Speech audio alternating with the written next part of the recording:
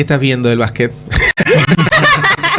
Mira, me dijeron venir a hablar de inflación, dije, vamos a hablar de básquet, algo más cómodo. Más grato. Ya están definiéndose la NBA, poquito, básquet local no veo mucho, pero bueno. ¿No ves Liga Nacional, Ale? Poco. Veía mucho, ahora la verdad que no. No hay tiempo.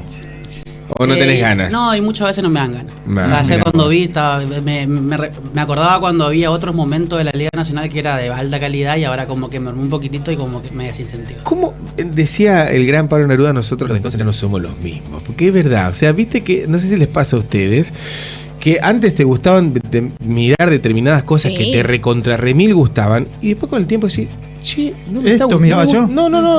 No me gusta no me más. está gustando más. No me estaría sucediendo. ¿Pasa eso? Sí, un montón. ¿A vos no te sucede eso? Con el fútbol no. Miro mucho fútbol local, mucho más que el internacional, te diría. Miro Champions y demás. Pues eso ya es una pasión, eso ya sí, pero lo llevo al básquet, digo. Ale, ¿a vos te gusta más NBA que Liga Nacional? Y ¿no? hoy sí. Hoy en día por el nivel. Hace un par de años atrás no, pero sí, hoy sí. Pero igual miro poco, ¿cierto? Sí. También aparte son muy tarde los partidos. Sí. Ayer yo quería esperar a las 12 para saludarlo a Mauro Verón y no llegué.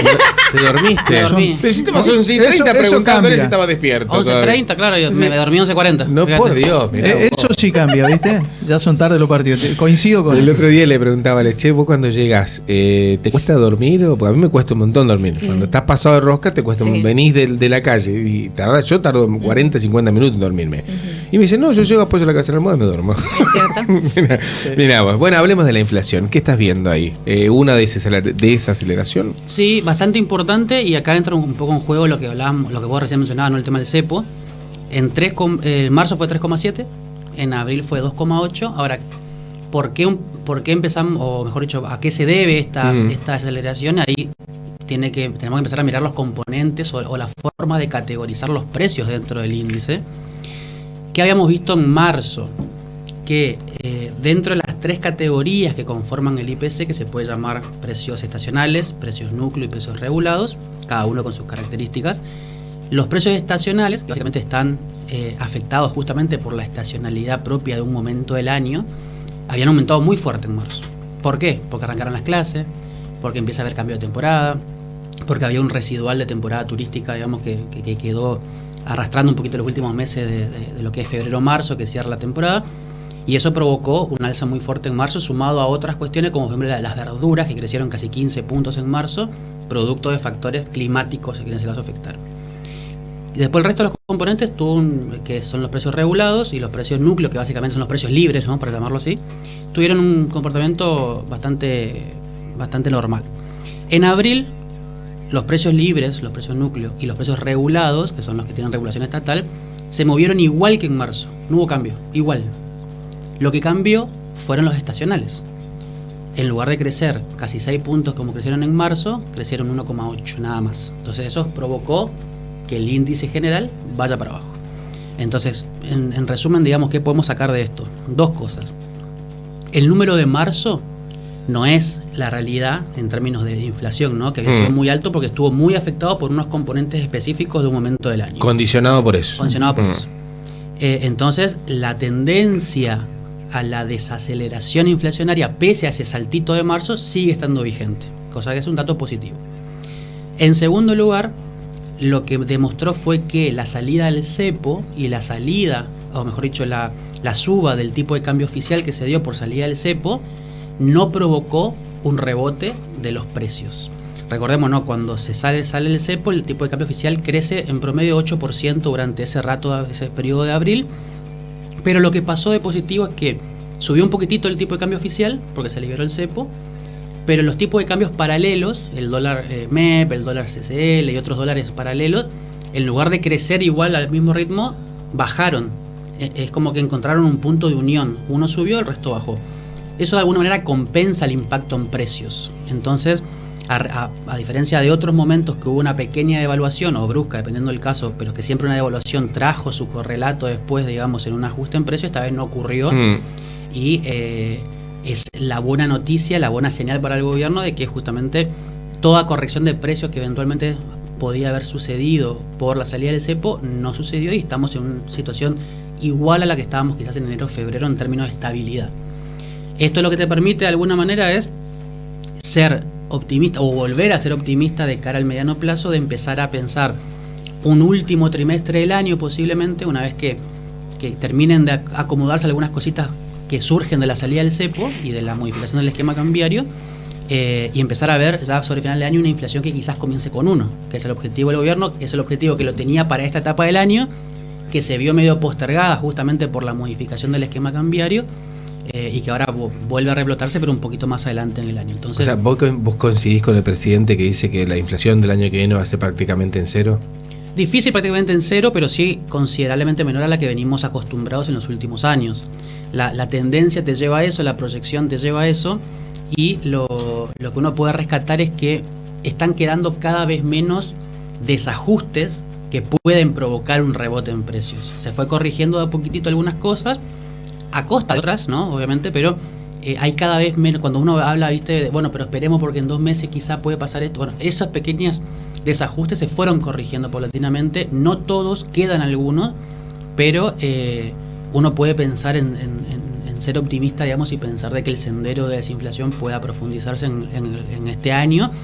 Y el año que viene quizás estabilizarse en torno al 1, por ejemplo, mensual. Más que eso es muy difícil porque estamos hablando de economías, o sea, que de valores de inflación como tienen economías que no tienen inflación hace 20 años. Digamos. Entonces todavía falta mucho para eso. Pero hay un sendero que pareciera ser que se va consolidando poco a poco. Pero, a ver, uno ve esto y capaz que el tipo que está del otro lado dice, che, pero a mí los servicios me están aumentando significativamente, digamos, o sea, no sé cómo lo están midiendo, qué es lo que se está midiendo. ¿Qué vemos ahí? Bueno, ahí es muy buena esa aclaración porque un poco es el eje de discusión de inflación de los últimos 6 meses mínimo. ¿Qué pasa? Por un lado tenés un tema metodológico. ¿A qué me refiero con esto? Cada división, cada categoría, digamos, que se mide dentro del IPC, alimentos, luz, ropa, etcétera, cada uno tiene una ponderación, se le dice, ¿no? Cada uno tiene un peso específico. No es un promedio simple el IPC que conocemos. Entonces, ¿qué pasa? Alimentos tiene un peso más fuerte, es decir, que cuando más crece alimento, más crece el IPC general. Después hay otros rubros que tienen ponderaciones bajas, que surgen de una metodología index, digamos que eso vamos para otro capítulo, para explotarnos mejor. Pero lo que pasa es que en ese esquema, lo que es servicios públicos particularmente y otros más, están muy subestimados. ¿Por qué? Porque, por ejemplo, la categoría que te mide alquiler de la vivienda y tarifa de agua, luz y gas, solamente representa el 8% del índice. Que esto equivale a decir que únicamente representa el 8% de los ingresos de un hogar. Surge de ahí. Ese dato es del 2004. Claro, actualizado es mucho más. ¿Lo actualiza por qué? Primero porque la cantidad de propietarios que no pagan alquiler es mucho más grande, entonces también te sube por el lado del inquilino. Segundo porque los subsidios obviamente en el último tiempo se fueron retirando y las tarifas de luz fueron encareciéndose, entonces también te va haciendo más presión. Entonces hoy estamos midiendo vivienda y servicios públicos en base a una ponderación que es de hace 20 años. Entonces hay un problema de subrepresentación, se le dice, es decir, se subestima el peso de esos impactos. Entonces, vos decís, ayer me dio 2,8, perfecto. Pero si vos haces tu cálculo manual en tu casa, decís, mirá, en verdad a mí me dio, en mi hogar me dio 20, ponele, ¿no? 20%. ¿Por qué? Porque la luz me aumentó esto, el agua, los alimentos y demás. Entonces, para eso, lo que primero hay que entender, primero, es que el índice de precios es un índice ponderado, es decir, que no todo pesa igual, pese a que en pesos puede ser parecido, pero en pesos, digo, en plata puede ser parecido, pero no pesa igual en el cálculo. Y en segundo lugar, que es una medición que toma el sistema general de precios. ¿Y a qué me refiero con esto? ¿Sabes cuál fue la categoría que más aumentó en abril en la región y en el país? Y para mí los servicios. No, restaurantes y hoteles. Creció como 5 puntos acá en la región. Ahora, vos, en tu economía del hogar mensual, ¿pesa mucho salir a comer afuera o pasar una noche en hotel? No lo haces. No, porque no voy. Entonces, fíjate cómo se van compensando mutuamente algunas cuestiones. Entonces, lo que más subió en abril no te impacta lo otro, y por eso también te resulta raro. Y así puede ser lo mismo al revés, en otro caso inverso. Entonces, bajo esta presunción que te digo, y entendiendo que es un sistema que mide el sistema de precios y no una canasta de consumo, que es otra cosa, entonces puede pasar que uno no se sienta representado con eso. Mi canasta de consumo también es distinta que la tuya, que la de ella. Claro, porque va a depender de las particularidades. Exacto. Digamos. Entonces, esto genera esa confusión que a veces se confunde inflación con costo de vida, que van de la mano, pero no son lo mismo. Y en esto hay algo para aclarar, que es importante, que hace mucho tiempo se le viene exigiendo al INDEC cambiar este problema metodológico actualizar los ponderadores, porque hoy te hablé de servicios públicos y vivienda, pero por ejemplo Internet, en el 2004 no había hogares con banda ancha ni fibra óptica, apenas había la dial-up en algún caso, digamos. Pero hoy tenés Internet como servicio esencial y está muy subestimado también el costo de Internet. Entonces, bueno, se está exigiendo que actualice eso. La última actualización que tiene el INDEC como para la última encuesta de gasto de los hogares que tiene para actualizar es de 2018. Y de hecho, bueno, Marco Lavagna, hace muy poquito tiempo, el titular del INDEC, dijo que ya hicieron pruebas de la nueva medición y como que estaría todo dado para que dentro de poco empiece a publicarse inflación con la actualización de esos ponderadores. ¿Ya cuenta con el aval del gobierno para hacerlo? Cuenta con el aval, y acá hay un tema, y lo digo muy rápidamente, ¿no? Porque es importante. Lo que se le decía al gobierno era, vos no querés actualizar porque te va a dar más alto el número. El gobierno, ¿qué es lo que está preparando? El discurso es, no importa el número, importa la tendencia. ¿Por qué? Porque vos actualizás esto, no lo actualizás para el mes de atrás, ¿no?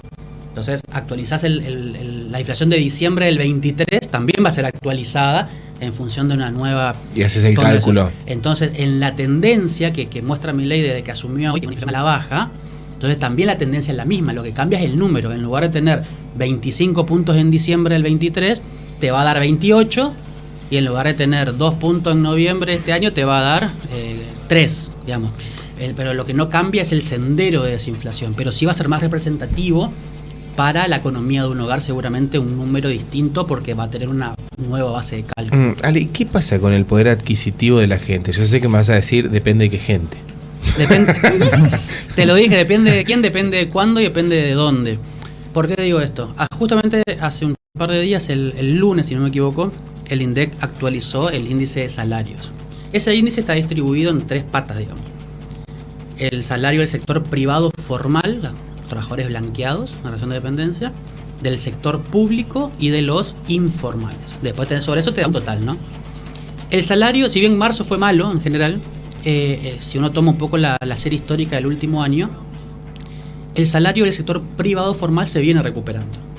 El numerito que te indica la evolución está mejorando, incluso está casi ahí en iguales niveles que el mes previo al cambio de gobierno, así era de noviembre del 23. Ahí dentro, el tema es que también hay muchas realidades. ¿Por qué? Porque tenés, dentro del sector privado formal tenés petroleros, energía, una parte de minería, finanzas, digamos, sectores que le ha ido muy bien este tiempo, con paritarias muy fuertes incluso y con salarios que son nominalmente altos. Y también tenés al empleado de comercio, al de la construcción y al de servicios varios, digamos, que no han tenido ese nivel de recuperación. Entonces hay mucha diversidad dentro de un grupo que crece, pero crece muy apoyado por un sector muy concreto. Entonces hay muchos trabajadores que todavía están con el salario retrasado. Y el sector público, que en verdad es el mayor de los problemas, porque en todo el país, a nivel nacional, provincial, municipal, dependiendo de los casos obviamente, pero en general el sector público, el salario está muy deteriorado, 15 puntos por debajo, para que tengan una idea, en términos de capacidad de compra, de hace un año y medio atrás. Pero a ver, y la gente que todavía no vio recuperado su poder adquisitivo, ¿está medido, o sea, la cantidad de esa franja de gente? O sea, ¿son los más o son los menos? Tenés que calcularlo en función de la cantidad a ver, ¿a qué me refiero con esto? El sector privado formal tiene aproximadamente 6 millones de tipos en la Argentina. Si yo te calculo, bueno, a ver, ¿cuál creció mejor? Finanza, minería, energía, etcétera, y son más o menos el 35% de los trabajadores formales del país. El de la construcción, el comercio, la industria manufacturera, servicios sociales, son el 40%. Podés hacer una forma, no lo tenemos actualizado, no tenemos medio en tiempo real, digamos, pero podés hacer una estimación. En términos muy generales te digo que sí, es menor la cantidad de trabajadores que están en ese segmento que se recupera y es mayor los que aún no están recuperando. El problema es que cuando vos juntás a todo esto, los promedios se te disparan. Te van a cambiar, claro. Porque, por ejemplo, alguien en finanzas tiene un salario promedio de 2,5 millones de pesos. Promedio. Y alguien en la construcción tiene un salario promedio de 900.000 pesos. Entonces, en los extremos, tiende a pesar más el de arriba y te va tirando de arriba el resultado final. Pero si queremos plantearlo así en un escenario muy global, son mayoría los laburantes, porque incluso el sector público también entra en juego, que aún no ven recuperado su capacidad de compra, por lo menos respecto al mes previo al cambio de gobierno, que es un poco el punto que nosotros siempre medimos para ver cuando finalmente recuperan todo lo que perdieron Claro. solamente con este gobierno, y después empezamos a ver qué tan lejos estás del pico. ¿Y cuándo crees vos que va a empezar a recuperarse el poder adquisitivo de esa gente que es la mayor, la que más ocupa esta franja, ¿no? Y ahí hay tenés que ir sector por sector, en el sentido de que, por ejemplo, el comercio está mostrando una muy buena recuperación en el último tiempo. Digo muy buena no por la contundencia, sino por la sostenibilidad. Si mes a mes va mejorando un poquitito. Entonces el trabajador que está en el rubro de comercio, si uno lo quiere medir a nivel de actividad económica y consumo, que todo eso te generaría mejor salario, bueno, estarían dentro de todo, estaría viendo pronto una eventual recuperación. Ahora, el trabajador de la construcción, por ejemplo, no está viendo una luz al final del horizonte porque no tiene obra pública, sobre todo acá en la provincia. Entonces, si el gobierno nacional te dice, mira, no vamos a hacer, salvo 2 o 3 anuncios que hicieron, pero en general no se va a reactivar la obra pública. Si las provincias están diciendo, che, mira, estoy teniendo un problemita con los recursos, por cosas que hemos hablado acá en la radio incluso, entonces las primeras cosas que voy a posponer eventualmente va a ser obra pública, ahí tenés otro problema. Y el privado, si bien hay inversiones privadas que van creciendo en el último tiempo en construcción, siempre fueron un volumen muy chiquitito de lo que es la construcción como rubro. Entonces, eso está mucho más lejos todavía. Y, por ejemplo, los públicos, el gran problema es que vos tenés el sector público nacional que sabés que es muy difícil volver a niveles de años previos bajo el esquema paritario que maneja el gobierno nacional. Y después tenés las provincias, que bueno, cada uno tiene su realidad, obviamente. Se aspira que este año sí recuperen salario en los estatales de todas las provincias en general, digo, porque han tenido un ajuste importante el año pasado en términos consolidados, así que ahí podés de alguna manera recortar un poco la brecha. Pero, como te decía antes, dependiendo del sector que estemos analizando, va a estar más pronto o más lejos. Hay muchos sectores que están, dentro de todo, por un buen proceso, te puedo decir, estimando muy, muy rápidamente y muy livianamente, en un trimestre o 2 trimestres puede ser que recuperen capacidad de compra, y otros que están lamentablemente un poco más lejos y que ya van a requerir de que pasen otras cosas que no están contempladas como para poder impulsar el crecimiento, como esto que te digo de la construcción. De repente, bueno, pero ahí cuando vos hablas de la construcción, digo yo, si al tipo de clase media le va bien, empieza a construir, empieza, qué sé yo, a contratarlos como para hacer obras privadas. Claro, ¿no? y eso es un gran efecto derrame. El problema es que si uno lo mide como sector, o sea, no por casos particulares que suceden, obviamente Claro. está muy bien, pero cuando uno lo mide por sector, el porcentaje de la influencia de la obra privada, del privado, de nosotros, Sí, nosotros que menor. contrata a alguien, es muy chiquita en comparación a lo que mueve en términos de empleo y salario en la obra pública. Entonces sí, se pueden recuperar, y obviamente es bienvenido que un laburante que uno esté trabajando en la construcción te empiece a tener trabajo, empiece a mejorar, pero va a ser casos relativamente Particulares. aislados y particulares, claro.